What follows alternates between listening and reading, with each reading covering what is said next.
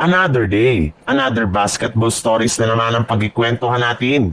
At ngayon nga yung pag-uusapan natin ang balitang trade sa pagitan ng Los Angeles Lakers at Boston Celtics. At ang balitang pagkuha ng Golden State Warriors kay Nikola Vucevic. Bigla na lamang ang nalahimik ang front office ng Los Angeles Lakers na mga nagdaang araw ngayong offseason. Kahit man nga meron pa silang 3 bakanting pwesto sa kanilang lineup, ay ayaw pa rin nilang kumuha ng mga players na ilalagay dito. Kaya marami na nga sa mga fans ng Lakers ang naghihinala na tapos na si Rob Pelinka sa paggawa ng trade at maging signing sa free agency. Oras na rin naman nga daw po ng kanilang head coach na si JJ Redick na gumawa ng rotation at game plan para mapagana ang kanilang bagong lineup ngayong offseason.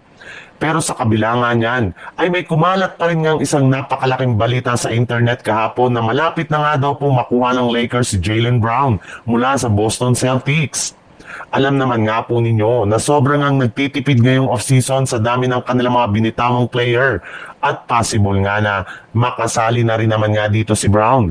Ngunit agad rin naman ngang pinasinungalingan rin naman nga ang ganitong balita ng isang NBA insider kung saan sinabi nga nito na wala nga daw pong balak ang Lakers na kunin si Brown at wala rin naman ngang plano ang Boston na i-trade ito ngayong off-season. Sa ibang balita naman, ilang buwan nga nakakalipas mula na magsimula ang free agency ay mukhang hindi pa rin nga tapos ang mga NBA team sa paggawa ng malalaking move. In fact, may malalaking pangalan pa nga ang posibleng mailipat ng ibang kupunan bago pa man magtapos ang July o di kaya sa pagsisimula ng Agosto. At isa nga dyan ay si Nikola Vucevic na inaanunsyo pa lang na balak ng i-buyout ng Chicago Bulls kapag team ang kumuha sa kanya sa trade sa mga susunod na linggo.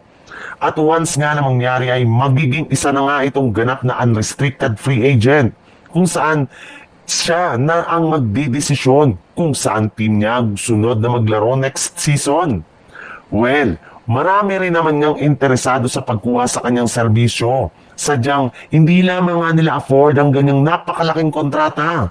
Kaya kapag na-buyout ito ay maraming mga teams ang mag-aagawan sa kanya.